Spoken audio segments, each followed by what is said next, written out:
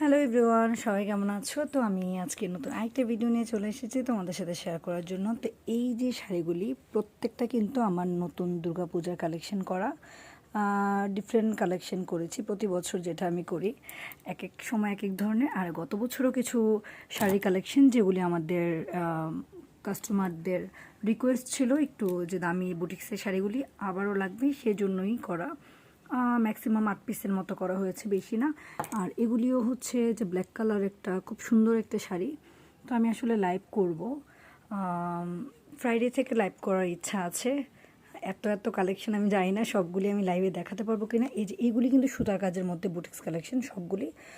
এটা 2 কালারের মধ্যে। এটা এখনও পর্যন্ত আমি শাড়িটা ছবি এখনও তোলা হয়নি।